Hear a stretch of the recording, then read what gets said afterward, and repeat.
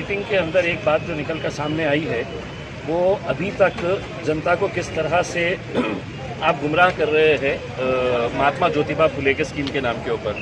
अगर 2 महीने पहले अगर ये बात निकल कर आई थी कि कोविड के जितने भी पेशेंट्स हैं उसका बेनिफिट महात्मा ज्योतिबा फुले के अंदर दिया जाएगा। जो महात्मा ज्योतिबा फुले के जो महाराष्ट्र के सीईओ है वो भी उस मीटिंग के अंदर आके बैठे थे।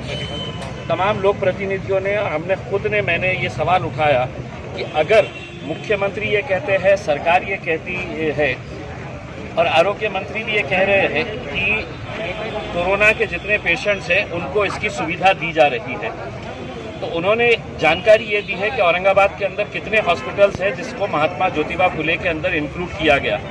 हमने कहा कि हमको ये आंकड़ों से मतलब नहीं है, आप हमें ये बताइएगा कि कितने पेशेंट्स को, कोरोना के पेशेंट्स को महात्मा ज्योतिबा फुले के अंदर बेनिफिट मिला है।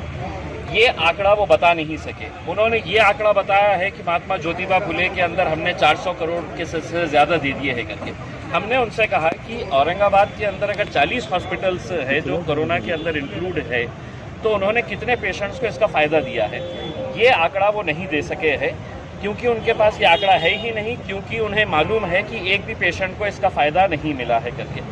इस बात की मांग उठाई गई है कि कोरोना के पेशेंट्स के इलाज के लिए अगर प्राइवेट हॉस्पिटल में 2.5 लाख, 3 लाख, 4 लाख रुपये का भी बिल अगर दिया जा रहा है और सरकार अगर उसको सिर्फ 65,000 रुपये कह रही है कि 65,000 रुपये हम इसके अंदर देंगे, तो इसके अंदर जो दिक्कत आ रही है उसे देखते हुए ये अमाउंट को बढ़ाया जाए।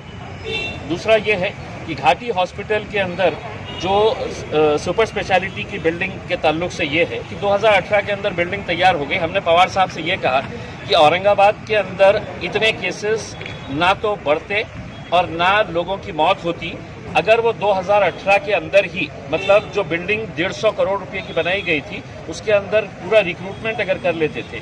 आज भी उस बिल्डिंग के अंदर ना तो डॉक्टर्स है, ना क्लास 3 स्टाफ है, ना नर्सिंग स्टाफ है। तो राजेश टोपे साहब ने ये आश्वासन दिया है कि जल्द से जल्द पूरी पोस्ट वहाँ पर भरी जाएगी। जो अस्पताल के अंदर जो मेडिसिन्स पेशेंटों से मंगाए जा रहे हैं उसका भी मुद्दा जब उठाया गया तो ये एश्योर किया गया है कि पूरे मेडिसिन्स यहाँ पर सप्लाई किए जाएंगे और किसी भी पेशेंट से बाहर से मंगाया नहीं जाएगा।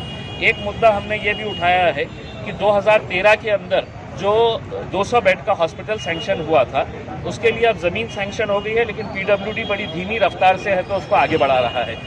शरद पवार साहब ने, राजेश टोपे साहब ने कलेक्टर साहब को आदेश दिया है, चूंकि ये डेवलपमेंट का मुद्दा है, इसको प्रायोरिटी के ऊपर लेकर जल्द से जल्द वो हॉस्पिटल मुकम्मल किया जाए। सवाल है, शरद पवार साहब आगे बताया कि ईद जो है अपने घरों में मनाएं और नमाज जो है वो भी अपने घरों में ईद कराएं।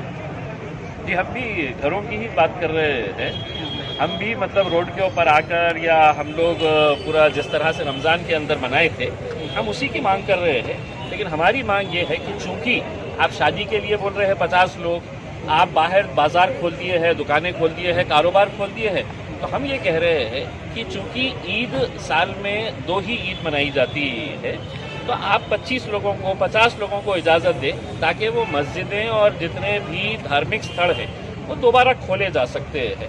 हमारा ये कहने का मकसद बिल्कुल नहीं है कि अगर ईदगाह के अंदर 50,000 लोग नमाज़ पढ़ते हैं तो 50,000 लोग वहाँ पर नमाज़ पढ़ने के लिए जाएंगे करके। हमने कहा कि कम से कम 50 लोगों को जैसा आपने शादी के लिए इजाज़त दिए हुए हैं वैसा ईद के लिए, और ज़्यादा से ज़्यादा अगर पूरा वक्त अगर लगता है एक इबादत करने के लिए तो 10 मिनट से ज़्यादा का वक्त नहीं लगता है। हमारा ये कहना है।